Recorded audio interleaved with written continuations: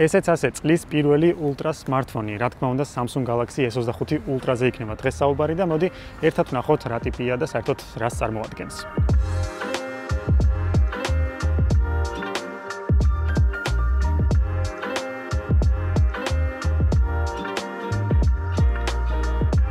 ესე იგი, სანამ უშუალოდ განხილვაზე გადავალ, მოდი აქ ორი სიტყვით მინდა რაღაცის თქმა და კითხვას დაგისვებ და გამეცეთ პასუხი. რას ფიქრობთ, რამდენად არის საჭირო ყოველ წელს smartphone-ის განახლება? ჯერ მარტო ბრენდისთვის და მერე ჩვენთვის. ანუ მაგალითად S24 როცა გვაქვს Ultra და S25 Ultra გამოდის, ავტომატურად უნდა გადავიდეთ S25 Ultra-ზე, ხო? გამისვა პასუხი რას ფიქრობთ? ჩემი აზრით ზოგადად ისედაც კომპანიის მხრიდან შეიძლება იყოს ყოველწლიური განახლება, კი ბატონო, და ალბათ როგორი განახლებაც არის, უბრალოდ ეგეთი განახლება უნდა იყოს ყოველწლიურად, ანუ ძალიან პატარა. იმიტომ რომ ჯერ მარტო დიზაინებს როცა ვუყურებთ ხოლმე ახალი smartphone-ი როცა გამოდის, ყველანი ვარ ცოტათი იმედგაცრუებულები, იმიტომ რომ გვინდა რომ სრულად ახალი smartphone-ი გამოვიდეს და ახალი დიზაინი ქონდეს და ასე შემდეგ, მაგრამ რეალურად როდესაც კომპანიას ნაპოვნი აქვს თავისი დიზაინი, საერთოდ არ არის საჭირო რაღაც მომენტში სრულად ახალი დიზაინის შემუშავება და ყოველ წელს სხვადასხვანაირი smartphone-ის გამოშვება.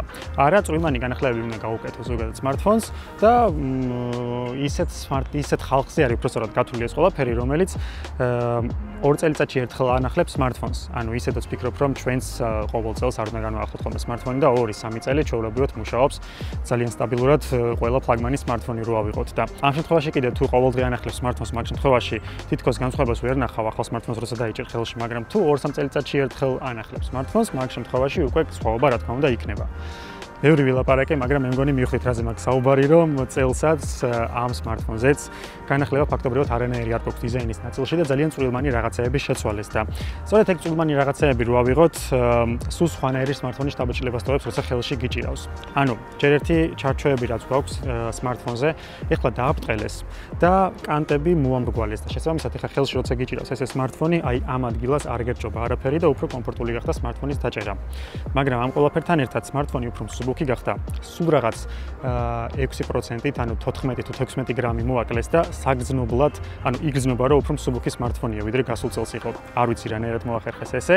ასევე smartphone-ი უფრო თხელი გახდა და უფრო ვიწრო რაღაცნაირი, ვიწრო იმის ხარჯზე, რომ ეს კანტები უფრო ბრტყელია და მომრგვალება აღარ აქვს.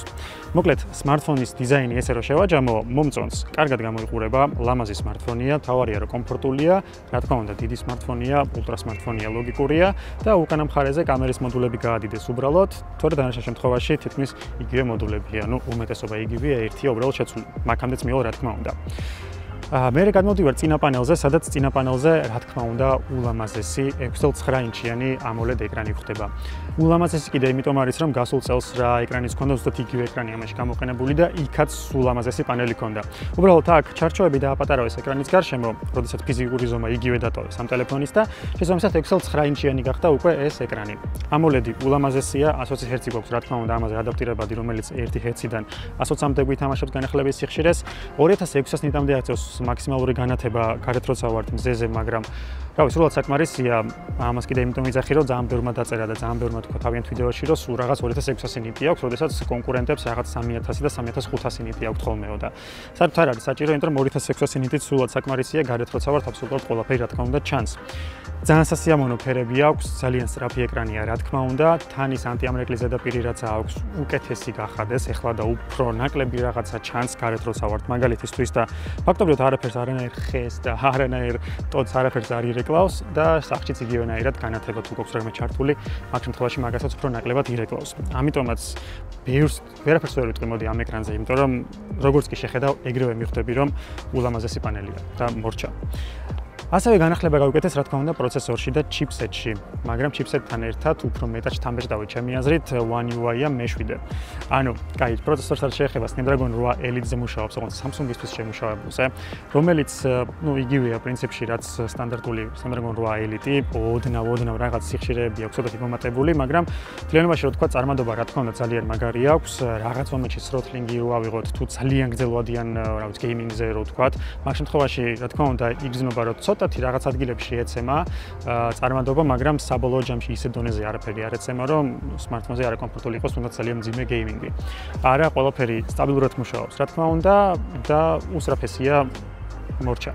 მაგრამ ძირითადად მინდა მაინც One UI-ზე ვილაპარაკო მე-7-ზე, იმიტომ რომ არ ვიცი, ძალიან ლამაზია. ანუ პირველად მომეწონა ესე ძალიან Samsung-ის ინტერფეისი.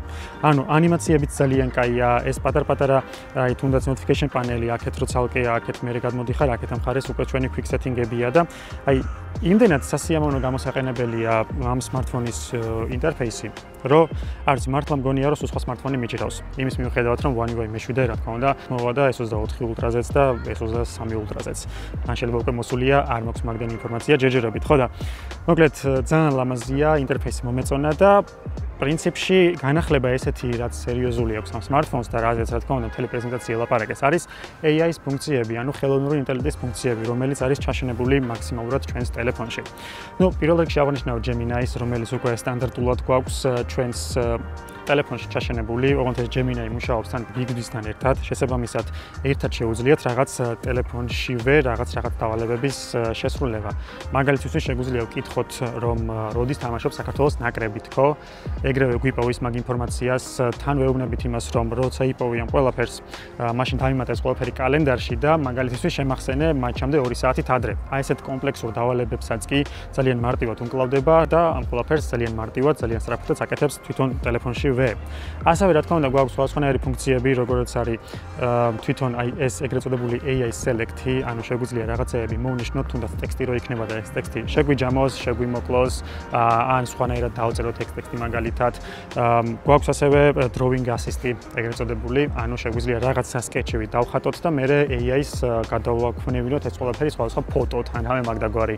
მოკლედ ეს წვრილმანი რაღაცეებია, რომელიც თითქოს და საინტერესოდ ჩანს და საინტერესოდ ჟღერს, მაგრამ რეალურად ყოველდღიურობაში შეიძლება ფაქტობრივად არ გამოიყენო და ამიტომაც რაღაც მომენტში მგონია რომ აი ამდენი AI-ის ფუნქციის ჩატენვა, მოდი პირდაპირ ვიტყვი ესე ტელეფონში ცოტათი ზედმეტია. მაგრამ მოდი ესე ვიტყვი რომ ვიღაცისთვის ეს ფუნქციები საჭიროა და აქტიურად გამოიყენოს, მაგრამ ძირითადად ალბათ 90%-ია მომხმარებლების საერთოდ არ დასჭირდება ეგ ფუნქციები და ერთიოს თუ გამოიყენებს. ასევე S Pen-ზე აღნიშნავ, რომელიც რა თქმა უნდა აქვე ტელეფონში გვაქვს ჩაშენებული, მაგრამ ამ S Pen-მა დაკარგა Bluetooth-ი ეხლა და აღარა აქვს და სამწუხაროდ ის Air gesture-ები რო ქონდა და კამერის მართვა რო შეგვეძლო აი აქედან, ესე აღარ შეგვიძლია სამწუხაროდ, მაგრამ ის დანარჩენი ფუნქციები რაც ქონდა ამაზე ისევ იგივენაირად გვაქვს, რა თქმა უნდა, ყველაფერი მუშაობს, ჩანახატების ჩანაწერების აკეთება, რა თქმა უნდა, შეგვიძლია, მაგრამ ხო Bluetooth დაკარგა და ბევრმა ეგეც დაწერა, რომ რატო დაკარგაო და მეც იგივენად ვფიქრობ, რომ საკმაოდ სამწუხარო ამბავია, რომ დაკარგა. თუმცა როგორც ვიცით, ცალკე ყიდიან Bluetooth-იან სტილუსებს და მერე იმუშავებს. რა თქმა უნდა. კაი, მერე მოდი გადავიდეთ თვითონ ელემენტზე. ელემენტის შემთხვევაში გვაქვს 5000 მAh-იანი, ამ შემთხვევაში განახლება არ ყოფილა, 45 ვატით იმუხტება სწრაფად და რეალურად რო ვთქვათ, თუ გვექნება 2K და 4K გაფართოება ჩართული ამ smartphone-ზე, ანუ მაქსიმალურად ბოლომდე რეზოლუცია გაზრდილი 120 Hz-იანი განახლების სიხშირით, Always On Display-ით, მაშინ საშუალო მოხმარებით შეგვიძლია smartphone-იდან 5-დან 6 საათამდე screen time მივიღოთ, ანუ ჩართული ეკრანით დრო მივიღოთ მუშაობის 5-დან 6 საათამდე, რაც პრინციპში ნორმალური შედეგია, რეალურად რო ვთქვათ, ერთი საკმაოდ ესეთი ნაკლებად აქტიური ან შეიძლება ცოტათი მეტად აქტიური დღეც მოკლედ იმუშაოს, მაგრამ 45 ვატი გვაქვს, რაც არ არის 65, არ არის 100 ვატი ან 120 ვატი, მაგრამ მაინც ეს თუ ისე სწრაფად ტენის ამ smartphones. უკაბელო დამუხტვა გვაქვს და reverse-ულად შეგვიძლია დავმოხტოთ რაღაც აქსესუარები ან სხვა ტელეფონები ამაზე რა თქმა უნდა იგივენაირად. და ბოლოს მივადექით კამერებს. კამერების შემთხვევაში, როგორც ინტროში გითხარით, პრინციპში იგივე დარჩა ძირითადი ნაწილი, ანუ გვაქვს 4 ცალი კამერა, 200 მეგაპიქსელიანი მთავარი სენსორი, ასევე გვაქვს 12 მეგაპიქსელიანი zoom კამერა, რომელიც 3ჯერადი მიახლოებით არის და გვაქვს ასევე 50 მეგაპიქსელიანი პერისკოპული კამერა, რომელსაც 5ჯერადი მიახლოება აქვს. რა თქმა უნდა, ისე ზოგადად 100x-მდე შეუძლია რომ მიაზუმოს, ფოტოების ხარისხსაც ნახავთ ეხლავე, მაგრამ განახლება ამ შემთხვევაში ყოფილა და არის ultra wide-ზე, რომელიც ეხლა გახდა 50 მეგაპიქსელიანი და მთლიანობაში ამ კამერაზეც რა უნდა ვილაპარაკო, ესე არ ვიცი, მოდი თქვენთან დაათვალიერეთ ფოტოები და თქვენთან შეაფასეთ, იმიტომ რომ ნუ შეგვიძლია რა თქმა უნდა შევადაროთ სხვა smartphone-ებს და დაწერთ კომენტარებში რასთან შედარება გაინტერესებთ უფრო მეტად და შევადარებთ მერე კამერებში, ვნახავთ უკეთესია თუ არა და ასე შემდეგ, რომელიმე ჯობია თუ არა, მაგრამ რეალურად რო ვთქვათ, რავი, ძალიან კაი HDR-ი აქვს, ძალიან კაი ფერები აქვს, რა თქმა უნდა, ნუ მოკლედ დეტალიზაციაც იდეალური გვაქვს, როგორც დღისით, ასევე ღამითაც. სიახლე გვაქვს ამაზე ის, რომ ღამის ვიდეოს გადაღება შეუძლია უფრო კარგად, ანუ ვიდეო ბუსტი აქვს ეგრეთ წოდებული, რომელიც ნახულობს რომელია background-ი, რომელია მოძრავი ობიექტი და სხვადასხვანაირი ეგრეთ წოდებულ denoise ვსადებს, რომ ნაკლები ერთწოდებული ხმაური გქონდეს და უფრო კაი გამოსახულება გქონდეს ვიდეოზე. ეგ არის სიახლე და ასევე გვაქვს აუდიო ერეისერი. ანუ შეგვიძლია რაღაც ვიდეოზე, კი და ყველა ვიდეოზე და ნებისმიერ ვიდეოზე რამე ხმაური თუ არის ბექგრაუნდზე, იმ ხმაურის მოცილება. იქნება ეს მანქანების მოძრაობა, იქნება ეს მუსიკა, იქნება ეს ზღვა მაგალითად თუ რა, ავტომატურად შეგვიძლია მაგ ყველაფრის გაკეთება და აუდიოს გასუფთავება, ესე რომ ვთქვათ. ამიტომაც ესეთი რაღაც წვრილმანი AI-ის ფუნქციები აქაც ჩავგვიმატეს, რა თქმა უნდა. ნუ ის რომ ცაზე შეგვიძლია რაღაც დამატება ან ნებისმიერ ადგილას, ან რამე ობიექტის მოშორება, ეგეც რა თქმა უნდა ადგილზეა. და პრინციპში მორჩა ესეთი, რავი, კიდე რა უნდა ვთქვა, კიდე შემიძლია ვთქვა, რომ IP68 დაცვა აქვს და 69 არ ერგო წილად, რაც პრინციპში კონკურენტებს აქვთ 1-2 smartphones და ნუ ჩემი აზრით არაფერს არ წყვეტს ეს IP69 თუ 68 იქნება. და საბოლოო ჯამში რო ავიღოთ, მე მგონი სასიამოვნო განახლებაა ზოგადად და პირველ რიგში ის მესიამოვნა, რომ ხელში როცა მიჭირავს, სულ სხვა smartphone მგონია. ანუ S23 Ultra-სა და S24 Ultra შორის მაინც ისეთი განსხვავება არ იყო ვიზუალურად. აქაც ესე რომ შეხედოთ არ არის, მაგრამ რეალურად ყოველდღიურობაში რო იყენებ ამ smartphones და live-ში როცა ეხები, მართლა იგრძნობა რომ ცოტათი სხვა smartphone-ია. უფრო მსუბუქია, უფრო თხელია, უფრო დიდი ეკრანი აქვს, რაც თავარია და ზომა იგივეა დარჩენილი. ულამაზესი ეკრანია, უზრაფესი smartphone-ია და რა ვიცი, ანუ მინუსები ესე რა შეიძლება უფრო არ ვიცი, ალბათ ერთ-ერთი ის მეწყინა რომ უბრალოდ Bluetooth-მა, კიდე Bluetooth-ი დაკარგა თვითონ S-Pen-მა. სხვა არაფერი. აი ესე. დაწერეთ თქვენ რას ფიქრობთ განახლებულ S25 Ultra-ზე. რა თქმა უნდა, სტანდარტულ S25 და S25 Plus-ის ვიდეოსაც ცალკე გადავიღებთ და იმასაც ჩამოგთავაზებთ, მაგრამ დღეისთვის ეს იყო. დაწერეთ რას ფიქრობთ, მე დაგემშვიდობებით და ჩვენ რა თქმა უნდა შევხვდებით შემდეგ ვიდეოში. ნახვამდის.